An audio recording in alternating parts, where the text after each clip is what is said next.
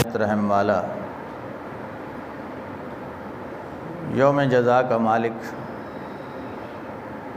صدق اللہ العظیم و صدق رسولہ النبی الکریم وَإِنَّا عَلَى ذَلِكَ مِنَ الشَّاهِدِينَ وَالشَّاكِرِينَ وَالْحَمْدُ لِلَّهِ رَبِّ الْعَالَمِينَ۔ عزیزان محترم،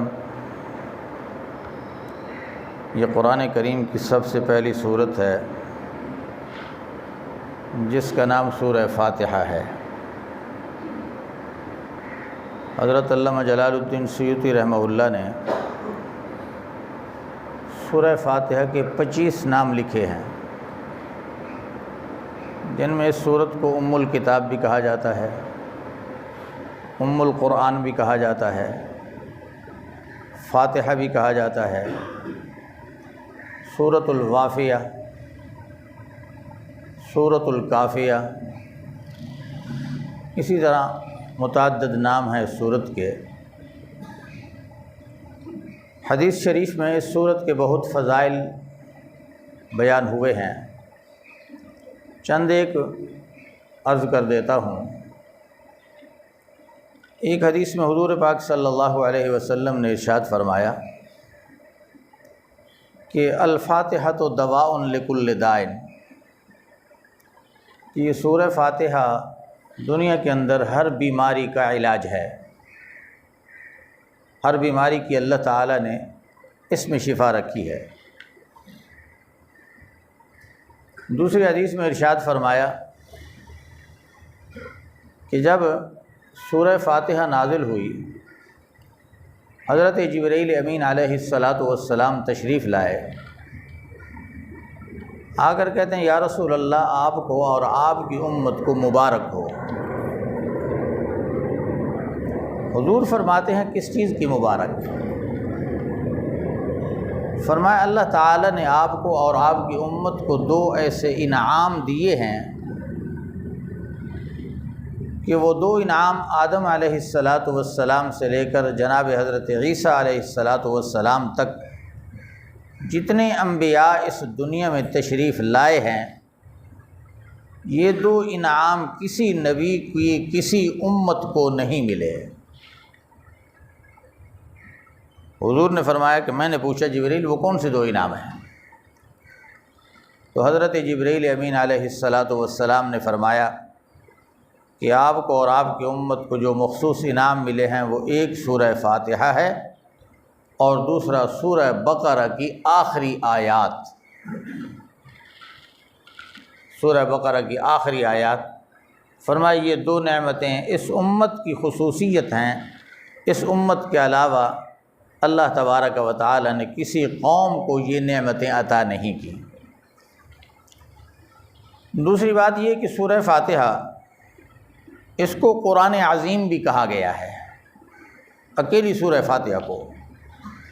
سورہ حجر کے اندر اللہ تعالیٰ فرماتے ہیں وَلَقَدْ آتَيْنَاكَ سَبْعًا مِّنَ الْمَثَانِي وَالْقُرْآنَ الْعَظِيمِ، 7 مثانی کہ 7 آیات جن کو بار بار دہرایا جاتا ہے وہ ہم نے آپ کو عطا کی، اور اس کے بعد فرمایا قرآن عظیم آپ کو عطا کیا۔ تمام مفسرین کرام کا اتفاق ہے کہ اس آیت کریمہ میں قرآن عظیم سے مراد سورہ فاتحہ ہی ہے، کیونکہ سورہ فاتحہ سورہ بقرہ سے لے کر والناس تک قرآن کریم میں جو مضامین بیان ہوئے ہیں، جو احکام بیان ہوئے ہیں، سورہ فاتحہ اس پورے قرآن کے احکام کا خلاصہ ہے، پورے قرآن۔ اس لیے اکیلی سورہ فاتحہ کو قرآن عظیم کہا گیا۔ تیسری فضیلت اس سورہ فاتحہ کی یہ ہے کہ اس کو 7 مثانی کہا گیا کہ 7 آیات ہیں اس کی، اور اس کو بار بار دہرایا جاتا ہے۔ ہم من حیث القوم مسلمان ہیں میرے بھائیوں، اسلام نے ہم پر جو عاقل بالغ ہو مرد و عورت، اس پر دن رات کے اندر 5 نمازیں فرض کی ہیں۔ فرض کے علاوہ سنن ہیں، نوافل ہیں۔ تو جو مسلمان فرض نماز ادا کرے اکیلے میں، یا کوئی نفل پڑھے، کوئی واجب ادا کرے، چاہے وہ دن کی نماز ہو یا رات کی نماز، ہر نماز کی ہر رکعت میں سورہ فاتحہ کا پڑھنا ہر مسلمان کے لیے واجب ہے، ضروری ہے۔ جب تک سورہ فاتحہ کو نماز میں نہیں پڑھے گا اس کی نماز ادا نہیں ہوگی۔ البتہ مسئلہ آ گیا مقتدی کا، جو نماز با جماعت ادا کر رہا ہے امام کے پیچھے، تو وہ ایک اجتہادی مسئلہ ہے، اس میں ہمارے حضرات فقہائے احناف، حضرت امام ابو حنیفہ رحمہ اللہ تعالی اور امام احمد بن حنبل رحمہ اللہ تعالی، ان حضرات کا موقف یہ ہے کہ جو شخص امام کے پیچھے نماز پڑھ رہا ہے اس کے لیے فاتحہ کا پڑھنا جائز نہیں ہے۔ وہ امام پڑھ رہا ہے، امام پورے مقتدیوں کی طرف سے ترجمانی کر رہا ہے، لہذا امام کی قرات مقتدی کے لیے کافی ہے، مقتدی سورہ فاتحہ کی قرات نہ کرے۔ بہرحال امام کے لیے اور منفرد اکیلے نماز پڑھنے والے کے لیے سورہ فاتحہ کا پڑھنا ہر فرض نماز کے اندر، ہر سنت کے اندر، ہر نفل کے اندر واجب ہے۔ یہ ہے اس سورت کی اہمیت۔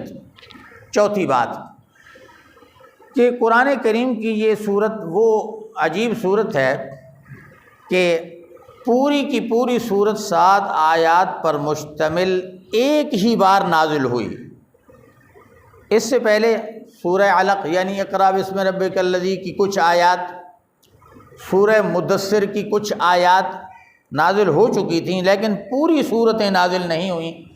ان آیات کے نزول کے بعد سورہ فاتحہ کو اللہ تعالیٰ نے حضور کی مکی زندگی میں پورے کا پورا ایک ہی بار اتارا۔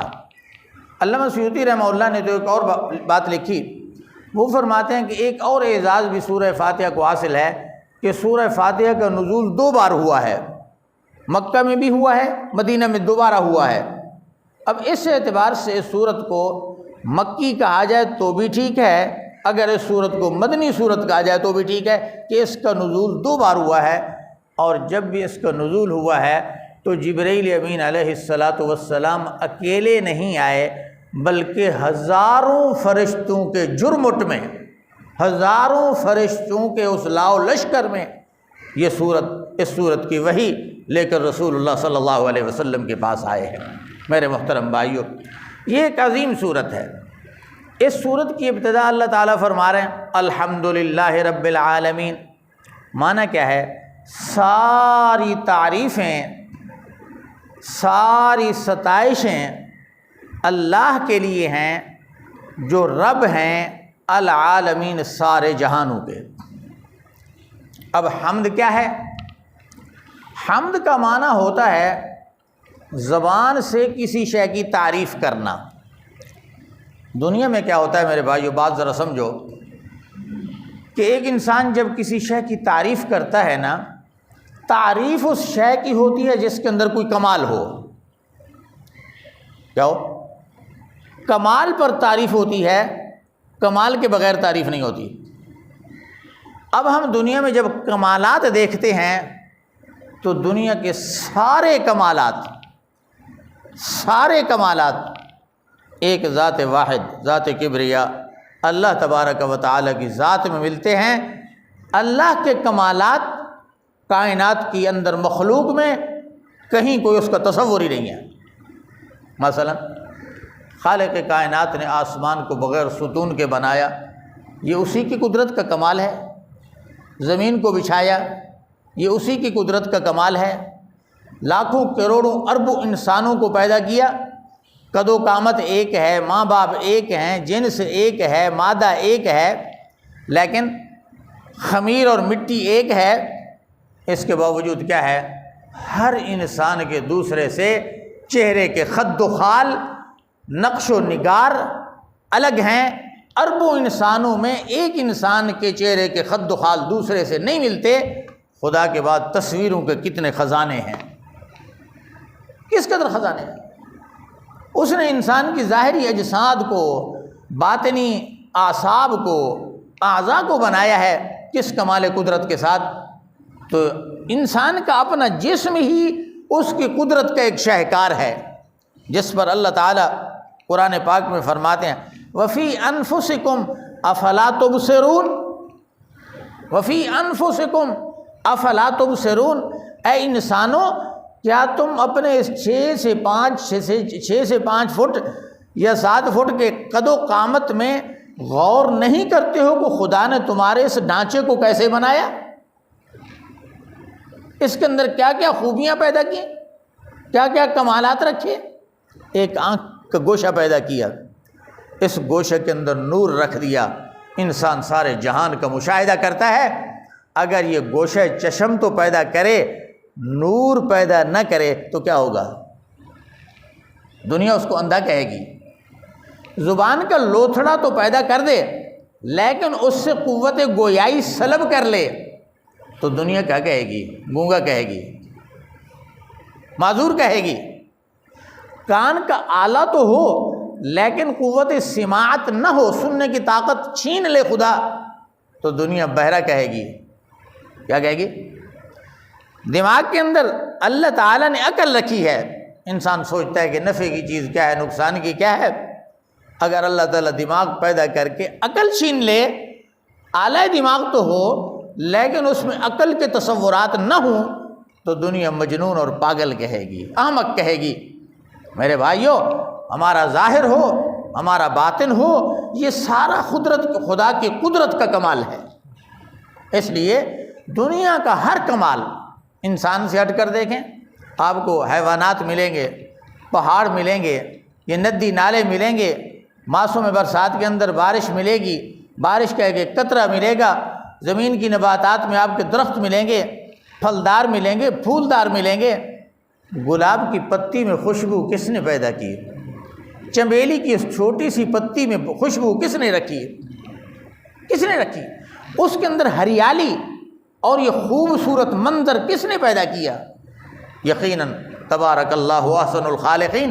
یہ ساری اس قدرت کے کمالات ہیں جس کی بنیاد پر کہا جاتا ہے دنیا کے اندر اگر کوئی تعریفیں ہیں تو ساری تعریفیں رب کے لیے ہیں۔ دنیا میں اگر کیا ہوتا ہے، مثال کے طور پر ایک انسان نے مسجد بنوائی، مستری اور معمار نے بنا دی، نقشہ بھی خوبصورت رکھا، عمارت بھی بڑی مضبوط بنائی۔ اب ایک ماہر ترین ماہر فن آدمی آتا ہے، اس کو آگے پیچھے سے، اندر سے، باہر سے، دائیں بائیں سے دیکھتا ہے اور کیا کہتا ہے؟ یار یہ بہت خوبصورت عمارت ہے، کہتا ہے نا۔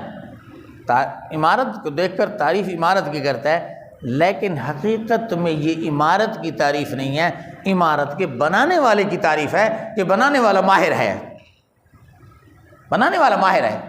اس لیے میرے بھائیو، آپ کسی انسان کی تعریف کریں، انسان کے کمال کی تعریف کریں، اس کی خوبصورتی کی تعریف کریں، دنیا جہان کی کسی نعمت کی تعریف کریں، یہ تعریف حقیقت میں اس چیز کی تعریف نہیں، اس چیز کے بنانے والے کی تعریف ہے۔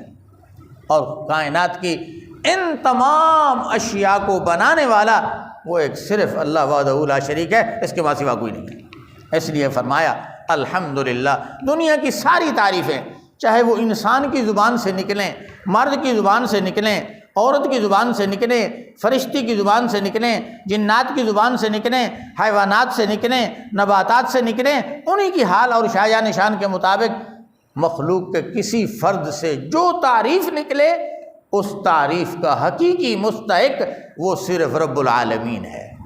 کون ہے؟ رب العالمین۔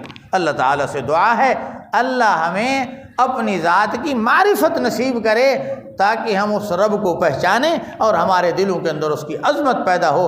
اگلا جملہ رب العالمین کہ اس کی حقیقت کیا ہے، رب کس کو کہتے ہیں، رب کے حقیقی معنی کیا ہیں، یہ انشاءاللہ زندگی باقی تو کل کے درس میں ہوگا۔